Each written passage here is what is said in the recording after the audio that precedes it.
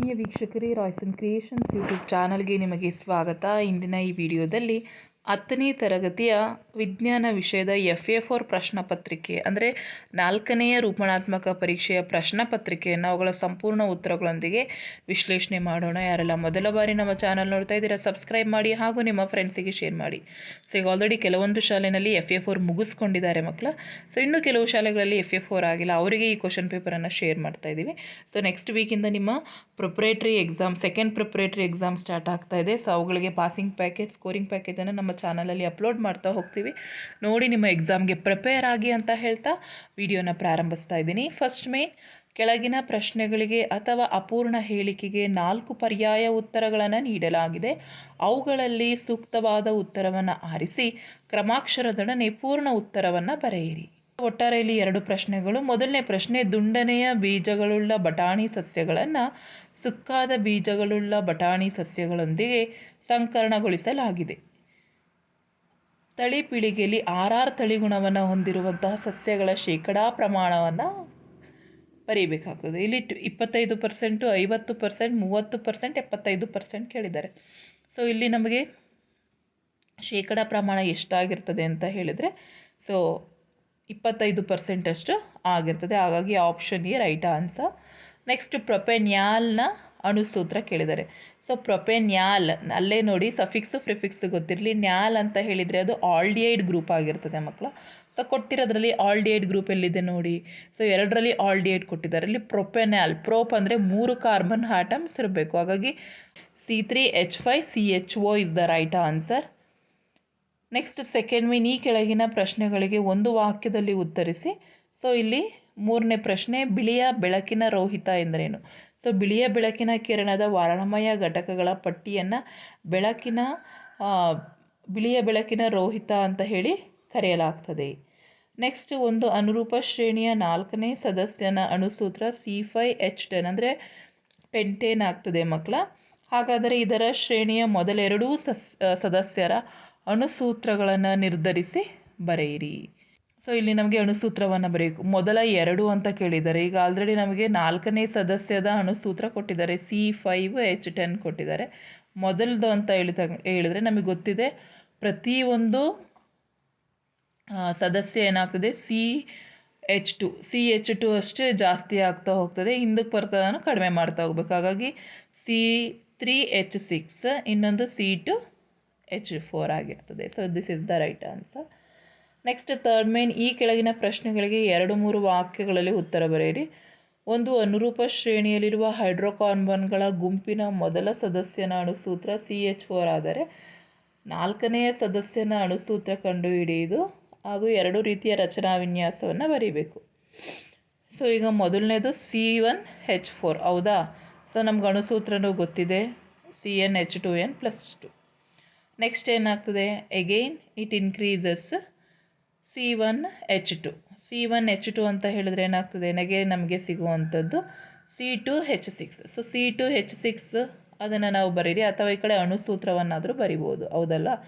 C2H6. Next ಬರುವಂತಹದ್ದು C3H8. Next ಬರುವಂಥದ್ದು C4H10. So ಅವ್ರು ನಮಗೇನು ಕೇಳಿದ್ದಾರೆ, 2 ರೀತಿಯ ರಚನಾ ವಿನ್ಯಾಸವನ್ನು ಕೇಳಿದ್ದಾರೆ ಮಕ್ಕಳ. ಸೊ ಬ್ಯೂಟೇನ್ದು 2 ರೀತಿಯ ರಚನಾ ವಿನ್ಯಾಸ ಗೊತ್ತಿದೆ ನಮಗೆ, N-ಬ್ಯೂಟೇನು, ಐಸೋಬ್ಯೂಟೇನ್. ಸೊ ಇದರಲ್ಲಿ ಇಷ್ಟು ಥರನೂ ನೀವು ಬರಿಬೋದಾಗ್ತದೆ. ಐಸೋಬ್ಯೂಟೇನ್ ಈ ಥರನಾದರೂ ಬರಿಬೋದು, ಆ ಥರನಾದರೂ ಬರಿಬೋದು. ಸೊ ನಮಗೆ ಗೊತ್ತಿದೆ ಮಕ್ಕಳ, ರಚನಾ ಸೂತ್ರಗಳು ಅಂತ ಹೇಳಿದ್ರೆ ಒಂದೇ ಅಣುಸೂತ್ರವನ್ನು ಹೊಂದಿದ್ದು ವಿಭಿನ್ನ ರೀತಿಯ ರಚನೆಯನ್ನು ಹೊಂದಿರುವಂಥವ್ಗೆ ನಮಗೇನಂತೀವಿ, ರಚನಾ ಸಮಾಂಗಿಗಳು ಅಂತ ಹೇಳಿ ಕರೆಯಲಾಗ್ತದೆ ಮಕ್ಕಳ. ನೆಕ್ಸ್ಟ್ 6ನೇದು, ಕಣ್ಣಿನ ಹೊಂದಾಣಿಕೆ ಸಾಮರ್ಥ್ಯ ಎಂದರೇನು? ಸಾಮಾನ್ಯ ದೃಷ್ಟಿಯುಳ್ಳವರಿಗೆ ದೂರಬಿಂದು ಮತ್ತು ಸಮೀಪ ಬಿಂದುಗಳು ಯಾವುವು? ಕಣ್ಣಿನ ಮಸೂರದ ಸಂಗಮ ದೂರವನ್ನು ಹೊಂದಾಣಿಕೆ ಮಾಡುವಂತಹ ಕಣ್ಣಿನ ಮಸೂರದ ಸಾಮರ್ಥ್ಯಕ್ಕೆ ನಾವು ಕಣ್ಣಿನ ಹೊಂದಾಣಿಕೆ ಅಂತೀವಿ. ಸೊ ಇಲ್ಲಿ ದೂರಬಿಂದು ಅನಂತದವರೆಗೆ ಇರ್ತದೆ, ಅನಂತ ದೂರದವರೆಗೆ. ಸಮೀಪ ಬಿಂದು ಬಂದು 25 ಸೆಂಟಿಮೀಟರ್ ಆಗಿರ್ತದೆ. ಇದು ಸಾಮಾನ್ಯ ದೃಷ್ಟಿಯುಳ್ಳವರಿಗೆ ಇದು. ನೆಕ್ಸ್ಟ್, ತಂದೆಯಿಂದ ಅನುವಂಶೀಯವಾಗುವ ವರ್ಣತಂತುಗಳು ಮಗುವಿನ ಲಿಂಗವನ್ನು ನಿರ್ಧರಿಸುತ್ತದೆ, ವಿವರಿಸಿ. ಮೋಸ್ಟ್ ಇಂಪಾರ್ಟೆಂಟ್, ನಿಮ್ಮ ಫೈನಲ್ ಎಕ್ಸಾಮ್ಗಳಲ್ಲೂ ಹೆಚ್ಚಾಗಿ ರಿಪೀಟ್ ಆಗಿ ಬಂದಿರುವಂಥದ್ದು. ಸೊ ಎಲ್ಲ ಮಕ್ಕಳು ತಮ್ಮ ತಾಯಿಯಿಂದ ಅವರು ಹುಡುಗ ಅಥವಾ ಹುಡುಗಿಯಾಗಿದ್ದರೂ ಸಹ X ವರ್ಣತಂತುವನ್ನೇ ಅವರು ಪಡೆದುಕೊಳ್ತಾರೆ. ತಂದೆಯಿಂದ ಎಕ್ಸ್ ವರ್ಣತಂತು ಪಡೆದು ಮಗು ಹುಡುಗಿಯಾಗ್ತದೆ, ವೈ ವರ್ಣತಂತು ಪಡೆದು ಮಗು ಹುಡುಗನಾಗ್ತಾನೆ. ನೆಕ್ಸ್ಟ್ 4th ಪೇನ್ ಕೆಳಗಿನ ಪ್ರಶ್ನೆಗಳಿಗೆ 3-4 ವಾಕ್ಯಗಳಲ್ಲಿ ಉತ್ತರಿಸಿ. ಕಾರ್ಬನ್ ಪರಮಾಣುವು C4+ ಅಥವಾ C4- ಅಯಾನುಗಳನ್ನು ಉಂಟು ಮಾಡಲು ಸಾಧ್ಯವಿಲ್ಲ ಏಕೆ? ನೆಕ್ಸ್ಟ್ ಮೀಥೇನ್ನ ಇಲೆಕ್ಟ್ರಾನ್ನ ಚುಕ್ಕಿ ರಚನೆಯನ್ನು ಬರಿಬೇಕು. ಸೊ ಅದೇ ಪ್ರಶ್ನೆಗೆ ಆಪ್ಷನ್ ಕೊಟ್ಟಿದ್ದಾರೆ. ಫಸ್ಟ್ ಈ ಕ್ವಶನ್ ನೋಡೋಣ. ಸೊ 4 ಎಲೆಕ್ಟ್ರಾನ್ಗಳನ್ನು ಪಡೆದುಕೊಂಡು C4- ಆಗಲು ಸಾಧ್ಯವಿಲ್ಲ, ಏಕೆಂದರೆ 6 ಪ್ರೋಟಾನ್ಗಳಿರುವ ಬೀಜಕೇಂದ್ರವು 10 ಪ್ರೋಟಾನ್ಗಳನ್ನು ಹಿಡಿದಿಟ್ಟುಕೊಳ್ಳೋದು ಕಷ್ಟ ಆಗ್ತದೆ. ಅದೇ ರೀತಿ 4 ಎಲೆಕ್ಟ್ರಾನ್ಗಳನ್ನು ಕಳೆದುಕೊಂಡು C4+ ಆಗಲು ಸಹ ಆಗೋದಿಲ್ಲ, ಏಕೆಂದರೆ ಕಾರ್ಬನ್ನಿನಿಂದ 4 ಎಲೆಕ್ಟ್ರಾನ್ಗಳನ್ನು ಹೊರತೆಗೆಯಲು ಹೆಚ್ಚಿನ ಶಕ್ತಿ ಅವಶ್ಯಕ ಇರ್ತದೆ. ನೆಕ್ಸ್ಟ್ ಮೀಥೇನ ಎಲೆಕ್ಟ್ರಾನಿಕ್ ಚುಕ್ಕಿ ವಿನ್ಯಾಸ ಕೇಳಿದರೆ ಸೊ ಇದಾಗಿರ್ತದೆ. ಈ ಪ್ರಶ್ನೆಗೆ ಆಪ್ಷನ್ ಕೊಟ್ಟು ಸಾಬೂನನ್ನು ಸ್ವಚ್ಛಗೊಳಿಸುವ ಕ್ರಿಯೆಯಲ್ಲಿ ಮಿಸೈಲ್ಗಳು ಹೇಗೆ ಉಂಟಾಗ್ತವೆ. ಸೊ ವೆರಿ ಇಂಪಾರ್ಟೆಂಟ್, ತುಂಬ ಬಾರಿ ಕೇಳ್ತಿದ್ದಾರೆ question.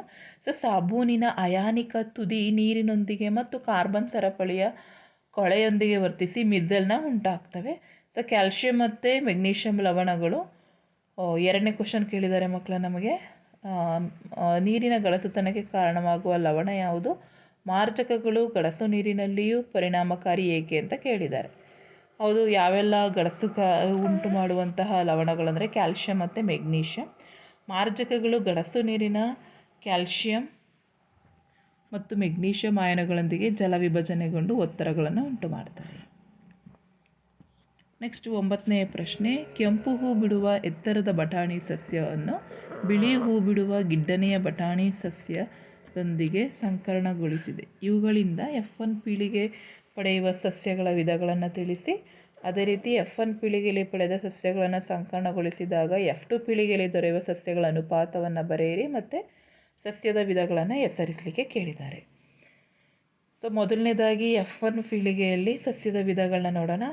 Capital T, small, capital R, capital T, small T, smaller. So ಲಿಂಗಾಣುಗಳು capital T, capital R, small T, smaller. So ಹಾಗಾಗಿ F1 ಪೀಳಿಗೆಯಲ್ಲಿ ನಮಗೆ ಮಿಶ್ರ ಸಸ್ಯಗಳು ಅಥವಾ ಮಿಶ್ರ ತಳಿ ಸಿಗ್ತದೆ. ಅನುಪಾತ ನಮಗೆ F2ದು ಕೇಳಿದ್ದಾರೆ ಮಕ್ಕಳ, 9:3:3:1. ಸೊ ಸಸ್ಯದ ವಿಧಗಳನ್ನ ಬರೀಲಿಕ್ಕೆ ಕೇಳಿದ್ದಾರೆ. 9 ಎತ್ತರದ ಕೆಂಪು ಹೂ ಬಿಡುವ ಬಟಾಣಿ ಸಸ್ಯ. ಅದೇ ರೀತಿ ಉಳಿದನ್ನು ಬರೀರಿ ಮಕ್ಕಳ. ನೆಕ್ಸ್ಟ್ 5th ಮೇನ್ ಉತ್ತರಿಸಿ. 10ನೇ ಪ್ರಶ್ನೆ. ಮಾನವನ ಕಣ್ಣಿನಲ್ಲಿರುವ ಮಸೂರವು ಹತ್ತಿರದ ವಸ್ತುಗಳನ್ನು ಮತ್ತು ದೂರದ ವಸ್ತುಗಳನ್ನು ನೋಡಲು ಹೇಗೆ ಹೊಂದಾಣಿಕೆ ಮಾಡಿಕೊಳ್ಳುತ್ತದೆ ವಿವರಿಸಿ. ಸೊ ಕಣ್ಣಿನಲ್ಲಿ ಸೀಲಿಯರಿ ಸ್ನಾಯುಗಳು ವಿಶ್ರಾಂತಗೊಂಡಾಗ ಕಣ್ಣಿನ ಮಸೂರ ತೆಳ್ಳಗಾಗ್ತದೆ. ಇದರಿಂದ ಸಂಗಮ ದೂರ ಹೆಚ್ಚಾಗ್ತದೆ ಮತ್ತು ದೂರದ ವಸ್ತುಗಳನ್ನು ಸ್ಪಷ್ಟವಾಗಿ ನೋಡಲು ಸಹಾಯ ಆಗ್ತದೆ. ಅದೇ ರೀತಿ ಸೀಲಿಯರಿ ನರಗಳು ಕುಗ್ಗೋದ್ರಿಂದ ಕಣ್ಣಿನ ಮಸೂರ ದಪ್ಪದಾಗ್ತದೆ. ಇದರಿಂದ ಸಂಗಮ ದೂರ ಕಡಿಮೆಯಾಗಿ ಹತ್ತಿರದ ವಸ್ತುಗಳು ಸ್ಪಷ್ಟವಾಗಿ ಕಾಣ್ತದೆ. ನೆಕ್ಸ್ಟ್ ನಿಸರ್ಗದಲ್ಲಿ ಕಾಮನ ಬಿಲ್ಲು ಉಂಟಾಗಲು ಕಾರಣವೇನು? ಸೊ ವಾತಾವರಣದಲ್ಲಿರುವಂತಹ ನೀರಿನ ಸಣ್ಣ ಹನಿಗಳು ಪಟ್ಟಕದಂತೆ ವರ್ತಿಸ್ತವೆ. ಅವು ಸೂರ್ಯನ ಪತನ ಕಿರಣಗಳನ್ನು ವಕ್ರೀಭವನಗೊಳಿಸಿ ಚದುರಿಸ್ತದೆ. ನಂತರ ಆಂತರಿಕ ಪ್ರತಿಫಲನಗೊಂಡು ಅಂತಿಮವಾಗಿ ನೀರಿನ ಹನಿಗಳಿಂದ ಹೊರಬರುವಾಗ ವಕ್ರೀಭವನವನ್ನು ಹೊಂದ್ತವೆ. ಈ ಬೆಳಕಿನ ಈ ರೀತಿಯ ವರ್ಣ ವಿಭಜನೆಯಿಂದಾಗಿ ಕಾಮನ ಬಿಲ್ಲು ಉಂಟಾಗ್ತದೆ. ಸೊ ಇದಿಷ್ಟು ನಿಮ್ಮ FA4 ಪ್ರಶ್ನೆ ಪತ್ರಿಕೆ ಆಗಿರ್ತದೆ ಮಕ್ಕಳ. ಸೊ ನೋಡಿ ಪ್ರಾಕ್ಟೀಸ್ ಮಾಡ್ಕೊಳ್ಳಿ. ಇದೇ ರೀತಿ ನಿಮ್ಮ ಶಾಲೆಗಳಲ್ಲೂ ಸಹ ನಡೆಸಿರ್ತಾರೆ. ಸೊ ಕೆಲವು ಶಾಲೆಗಳಲ್ಲಿ ಇನ್ನೂ ನಡೆಸಿರೋದಿಲ್ಲ. ಸೊ ಬಹಳ ಯೂಸ್ಫುಲ್ ಆಗ್ತದೆ. ಹಾಗಾಗಿ ಪ್ರಾಕ್ಟೀಸ್ ಮಾಡ್ಕೊಳ್ಳಿ ಅಂತ ಹೇಳ್ತಾ ವಿಡಿಯೋನ ಎಂಡ್ ಮಾಡ್ತಾ ಇದ್ದೀವಿ. Thank you for watching this video.